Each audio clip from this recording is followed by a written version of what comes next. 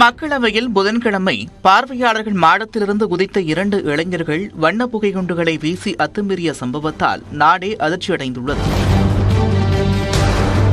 இதேபோல நாடாளுமன்றத்திற்கு வெளியே 2 பேரும் இவர்களுக்கு அடைக்கலம் கொடுத்ததாக 2 பேரும் என மொத்தம் 6 பேர் கைது செய்யப்பட்டுள்ளனர். இந்த சம்பவங்களில் தொடர்புடைய 6 பேரும் வெவ்வேறு மாநிலங்களைச் சேர்ந்த வேலையில்லா பட்டதாரிகள். அவையில் தாவி குதித்து ஓடிய சாகர் சர்மா உத்தரப்பிரதேசத்தைச் சேர்ந்தவர். அதேபோல மனோரஞ்சன் கர்நாடகாவையும் நீலம் ஹரியானாவையும் சேர்ந்தவர். இவர்களில் அமோல் ஷிண்டே மகாராஷ்டிராவையும் வெளியே போராட்ட காட்சிகளை வீடியோ எடுத்த லலித்ஜா பீகாரையும் சேர்ந்தவர்கள். இவர்கள் அனைவரும் டெல்லியில் தங்க வீடு கொடுத்த விஷால் சர்மா என்பவர் ஹரியானாவைச் சேர்ந்தவர். இவர்கள் அனைவரும் வெவ்வேறு மாநிலங்களைச் சேர்ந்தவர்கள் என்றாலும் இந்த 6 பேருக்கும் இருக்கும் ஒரே தொடர்பு பகத்சிங் ஃபேன்ஸ் கிளப் என்ற ஃபேஸ்புக் பக்கம்தான்.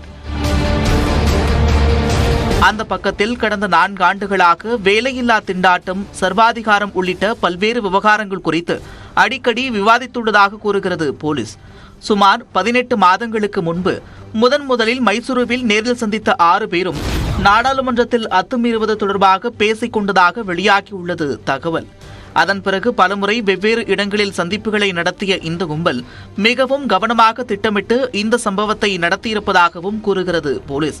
கடந்த மார்ச் மாதத்தில் குறைந்தபட்ச ஆதரவு விலை குறித்து விவசாயிகள் டெல்லியில் போராட்டம் நடத்திய போது சண்டிகர் விமான நிலையம் அருகே கூடி விரிவான ஆலோசனையை நடத்தியிருக்கிறார்கள் இந்த குழுவினர்.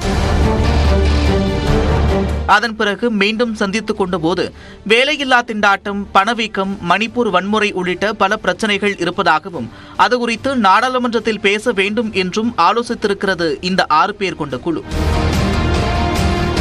அதனைத் தொடர்ந்து கடந்த ஜூலை மாதத்தில் லக்னோவிலிருந்து டெல்லிக்கு வந்து நாடாளுமன்ற வளாகத்தை உளவு பார்த்திருக்கிறார் சாகர் சர்மா.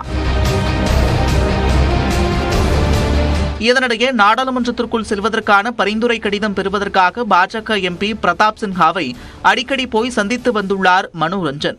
கடந்த செப்டம்பர் மாதத்தில் புதிய நாடாளுமன்ற கட்டிடத்தில் முதல் கூட்டம் நடந்த நிலையில் அப்போதே இந்த சம்பவத்தை நடத்த திட்டமிட்டிருக்கிறது இந்த 6 பேர் குழு. ஆனால் அப்போது அவர்களுக்கு பாஸ் பெற முடியாததால் நாடாளுமன்றத்திற்குள் செல்ல முடியவில்லை. கடந்த சில நாட்களுக்கு முன்பு பாஸ் கிடைத்ததும் டெல்லிக்கு வந்த 6 பேரும் குருகிராமில் உள்ள விஷால் சர்மாவின் வீட்டில் தங்கி திட்டமிட்டதாக கூறுகிறது போலீஸ்.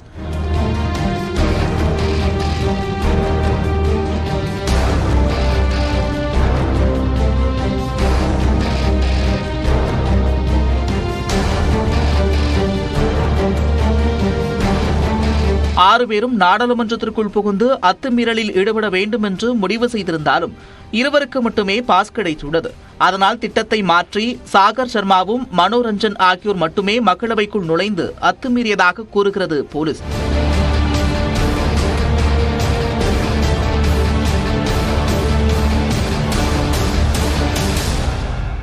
நாடாளுமன்ற வளாகத்தில் வண்ண புகை குண்டுகளை வீசிய காட்சிகளை படம் பிடித்த லலித்ஜாவின் கையில்தான் மற்ற 4 பேரின் செல்போன்களும் இருந்திருக்கின்றன. அவரிடம் இருக்கும் செல்போன்களை கைப்பற்றினால் மட்டுமே பல்வேறு தகவல்கள் கிடைக்கும் என்று போலீசார் கூறினாலும் தாக்குதல் சம்பவத்தில் எந்த அமைப்புக்காவது தொடர்பு இருக்கிறதா என்று தீவிரமடைந்துள்ளது விசாரணை. எனவே விரைவில் பல்வேறு புதிய தகவல்கள் வெளியாகும் என்று எதிர்பார்க்கலாம். நியூஸ் 18 தமிழ்நாடு செய்திகளுக்காக பெரிய பத்மநாபன்.